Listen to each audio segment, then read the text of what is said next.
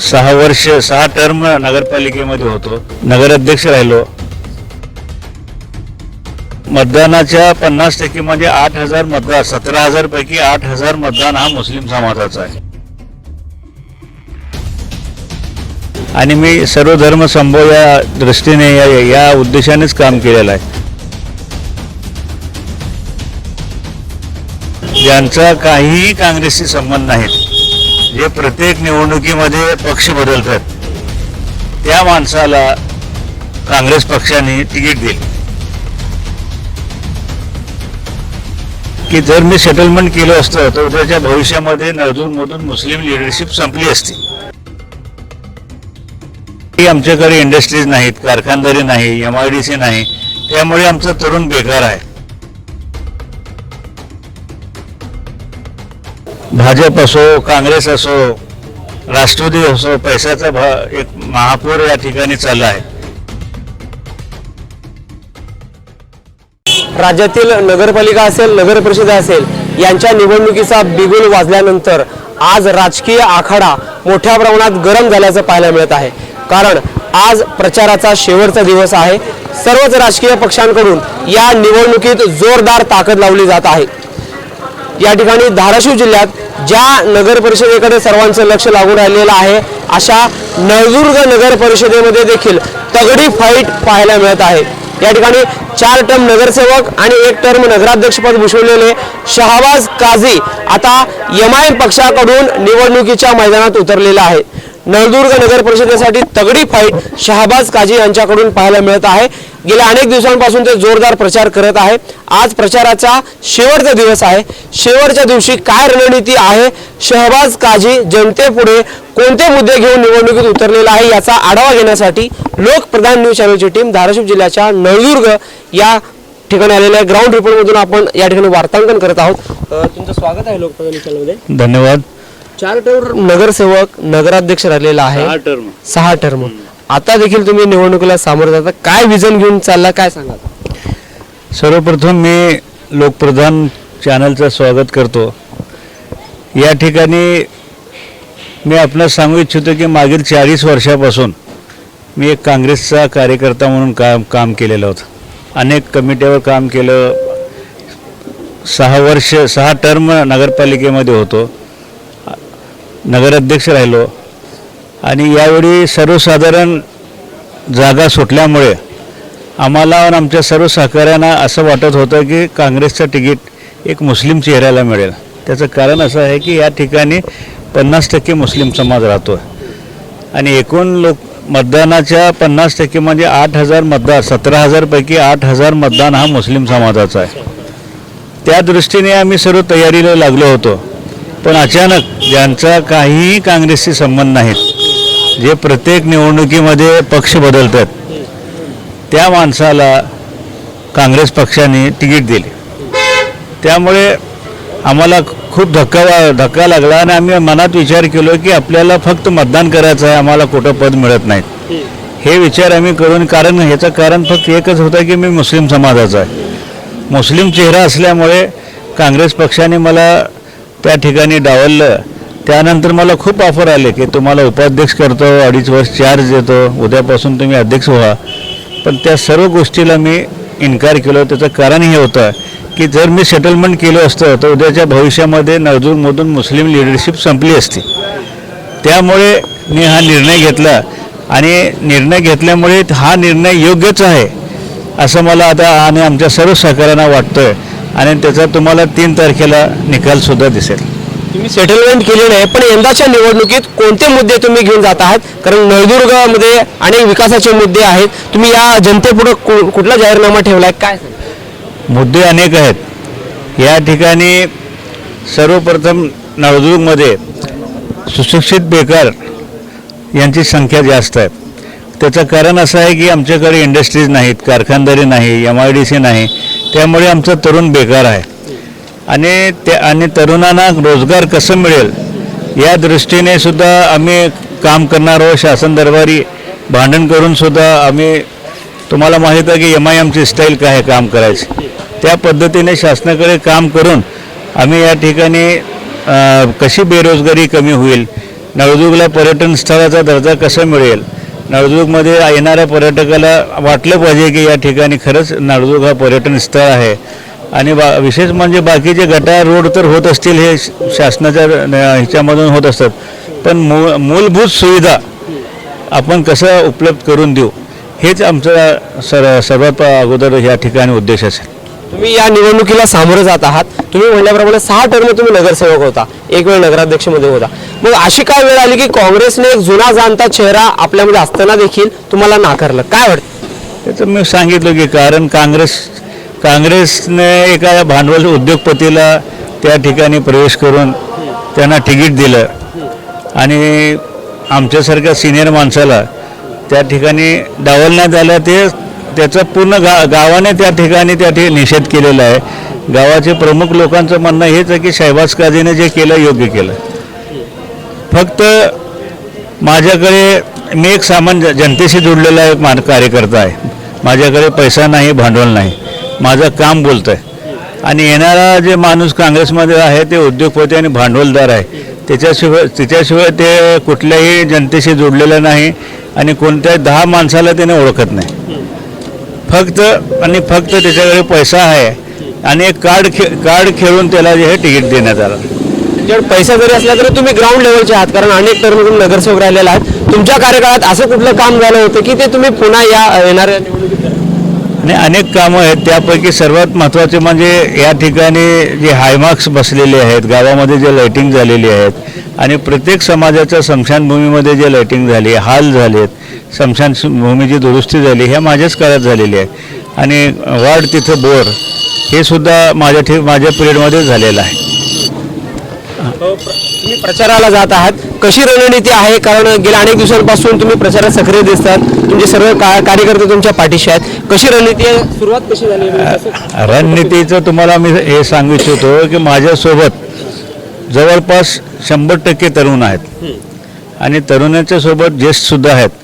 आपणास माहीत आहे की ज्या वेळी तरुणाने आपल्या हातात एखादं आंदोलन घेतलं त्यावेळी क्रांती झालेली आहे, हे इतिहास आहे. आणि तेच क्रांती जे आहे 2 तारखेला होणार आहे आणि 3 तारखेला निश्चितच MIMचा नगराध्यक्ष या ठिकाणी आपल्यास विजय होईल एवढी मी आपल्यास खात्री देतो. तुम्ही जेव्हा काँग्रेसमध्ये होता तेव्हा तुम्ही तिकिटाची मागणी केली होती पण तुम्हाला नाकारलं, पण तुम्हाला बीजेपीची बी देखील ऑफर होती, तुम्ही का गेला नाही? काय सांगा? BJPची सुद्धा ऑफर होती खरं आहे, पण मी गेले नाही. ज्यावेळी विधानसभा असो लोकसभा असो त्यावेळी मी काँग्रेस पक्षाचंच एक पाईक म्हणून या ठिकाणी काम केलेलं आहे आणि मी सर्व धर्म संभव या दृष्टीने या उद्देशानेच काम केलेलं आहे. मी सर्व धर्माला मानणारा एक कार्यकर्ता आहे. त्यामुळेच मी भाजपचे जे उद्देश आहेत, भाजपचे जे अजेंडा आहे ते मला पटलं नाही आणि त्यामुळे मी भाजपला गेले नाही. आणि भाजपमध्ये माझ्या समाजाला सुद्धा तेवढं स्थान नाही की जेवढं स्थान मिळालं पाहिजे. MIMचे जे प्रदेश अध्यक्ष उपाध्यक्ष आहेत फारुख शाब्दी देखील आपल्यासोबत होते, अनेक जे नेते मंडळी स्थानिक कार्यकर्ते देखील आलेले आहेत. पण एकीकडे MIM आणि एकीकडे दुसरीकडे सत्ताधारी भाजप यांची तगडी फौज देखील आहेत, अनेक मंत्री अनेक VIP लोक आहेत. यांच्यापुढे तुमचं चॅलेंज कसं आहे? त्यांच्याकडे धनशक्ती विरुद्ध जनशक्ती. माझ्याकडे धन नाही, एक सामान्य कार्यकर्ता आहे. आज सुद्धा भाजप असो काँग्रेस असो राष्ट्रवादी असो पैशाचा एक महापूर या ठिकाणी चालला आहे. पैसे भरपूर वाटप आहेत पण आमच्याकडे काही पैसा नाही का, आणि फक्त आमचे जे सैनिक आहेत एक निष्ठेने एक इमान एतेबाराने आमच्या मागे उभारलेले आहेत आणि त्यांचा एकच ध्येय वेळे झालेले आहेत. ते लोक त्यांचा एकच उद्देश आहे की MIMचा कॅन्डिडेट हा नगराध्यक्षाला विजय झाला पाहिजे. परिवर्तन दिसेल मतपेटीत? 100% परिवर्तन दिसेल. ज्यावेळी मतपेट्या उघडतील त्यावेळी सर्व ठिकाणी MIMची पतंगच दिसेल आपल्याला. काय सांगाल? म्हणजे कारण ज्या पद्धतीनं बिहारमध्ये देखील आपण एक MIMचा करिश्मा बघितलेला आहे, 6 आमदार आपल्याला आले होते, तसा चमत्कार धाराशिवमध्ये दिसेल? नाही, 100% दिसणार. 2 तारखेला चमत्कार होणारच आहे आणि त्याचा 3 तारखेला निकालमध्ये स्पष्ट होईल. आणि काँग्रेसचा आरोप आहे की काँग्रेस काय म्हणते की MIM ज्या ठिकाणी आलं त्या ठिकाणी काँग्रेसचं नुकसान झालं. होणार, MIM सुद्धा एक स्वतंत्र पक्ष आहे. एमआयएमने आपल्या पक्षाचा विस्तार करू नये का? त्याने सुद्धा आपल्या पक्षाचा विस्तार केला पाहिजे.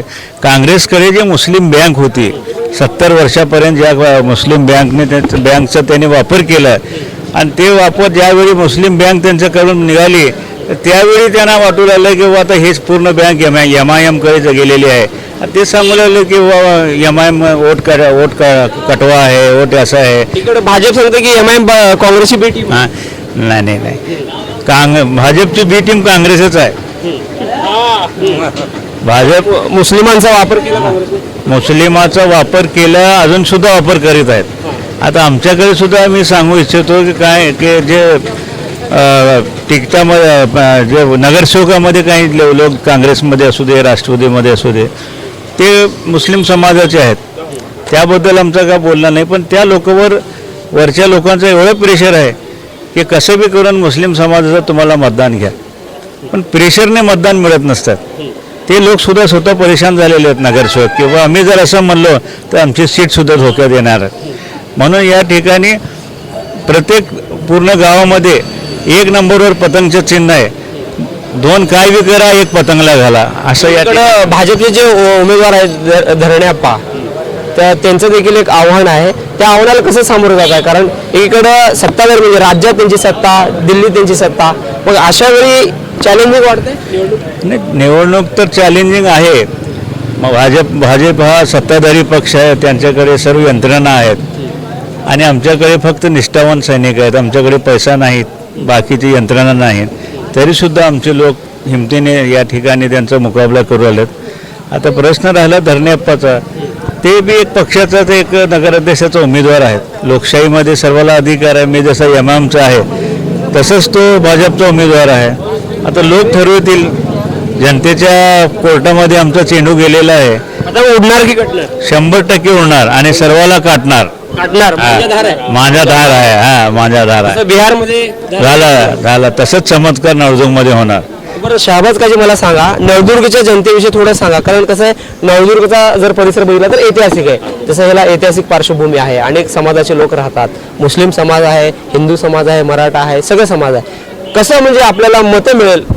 कसं आव्हान करणार? नाही, मी सर्व नळदुर्गवासियांना हेच आवाहन करतो की माझा संबंध हा सर्व लोकांशी आहे. सर्व धर्मीय लोकांशी माझा संबंध आहे आणि सर्व धर्माच्या लोकांमध्ये माझी मित्र कंपनी मोठी आहे. त्यांना मी सतत 40 वर्षापासून या ठिकाणी मी समाजसेवा करीत आहेत आणि नगरपालिकेच्या माध्यमातून असू दे, विविध कमिट्याच्या माध्यमातून असू दे, मी सर्वाच्या घरापर्यंत पोहोचलेला आहे. म्हणून मी सर्वांना आवाहन करतो की बाबा जे माणूस काम करतोय 24 तास जो माणूस उपलब्ध असतं अशाच माणसाला तुम्ही त्या ठिकाणी मतदान करा. आणि दुसरे जे आहेत काँग्रेसचे उमेदवार ते मुंबईला राहतात. आता आमचे अप्पू धरणे तेवढा मॅचवर नाहीत. तो अजून त्याची वय बी तेवढी नाही, पण त्याच्यावर जबाबदारी मोठी टाकली तिकिटाची. संजय बताले आहेत, पण ते आमच्यासारखे अनुभवी नाहीत. तर ह्या तिघापेक्षा कुठल्याही गोष्टीमध्ये मी सरस आहे, असे एक आवाहन मी आमच्या नवजुकच्या मतदारांना करतो की आपण माणूस बघून, संबंध बघून या ठिकाणी मतदान करावं. माणूस आपल्या हक्काचा आहे म्हणताय तुम्ही, ग्राउंड लेवलचा आहे, म्हणजे तुमच्याकडे धनशक्ती नाही, पण कार्यकर्ते तुमचे सगळे पदाधिकारी आहेत. पण गेली अनेक वर्ष तुम्ही राजकारणात आहेत, त्या अनुषंगानं समाजकारणात देखील आहे, ग्राउंड लेवलला आहे. मग यंदाची निवडणूक कशी बघता? कारण तुमचा जो अनुभव जर बघितलात तर अनेक वर्ष तुम्ही निवडणुका लढवलेल्या आहे, पण यंदाची निवडणूक एमआय मधून किती खास आहे? नाही, खूप मोठा प्रश्न, चांगला प्रश्न विचारला आहे की प्रत्येक निवडणुकीमध्ये जे निवडणूक होत होती त्या निवडणुकीमध्ये असा उत्साह राहत नव्हता. पण आज एमआयएममध्ये तिकीट घेऊन मी ज्यावेळी निवडणूक लढवत आहे तर लोकांमध्ये एवढा उत्साह आहे आणि विशेषतः तरुणामध्ये असा उत्साह आहे की आलेला माणूस ते उत्साह बघून तो सुद्धा उत्साहित होतो. आणि आमची प्रत्येक सभामध्ये अफाट गर्दी आहे आणि गर्दी एवढी आहे की लोक सांभाळणं आम्हाला मुश्किल झालेलं आहे. आणि विशेष म्हणजे आमच्या जे सभा झाले ते लोक स्वतः मनाने आमच्या सभेला हजर होतात आणि दुसऱ्याच्या सभेला 500 रुपये देऊन माणसं आणावं लागतं. पैसे देऊन आणलेले आहेत. एवढं फरक आहे. तुमचा जाहीर वचननामा माझ्या पुढे आहे. त्यामध्ये तुम्ही म्हणलंय की नळदुर्ग येथे आठवडे जनावरांचे बाजार सुरू करणार, कृषी उत्पन्न बाजार समिती सुरू करणार, मोबाईल चार्जर स्टेशन असेल, गावात रस्त्यावर पथदिवे बसवणार, विविध रस्ते, जॉगिंग ट्रॅक, भाजी मार्केट, ह्याच्याविषयी थोडं सांगा. म्हणजे तुमचं काय विजन आहे? विजन म्हणजे कसं आहे की ज्या ज्या गोष्टी आमच्याकडे नाहीत ते सर्व करायचं आम्ही जाहीरनाम्यामध्ये दिलेले आहेत आणि ते आमचं वचननामा आहे. जाहीरनामा नसून ते वचननामा आहे आमचा आणि त्या पद्धतीने आम्ही 100% काम करणार आहे.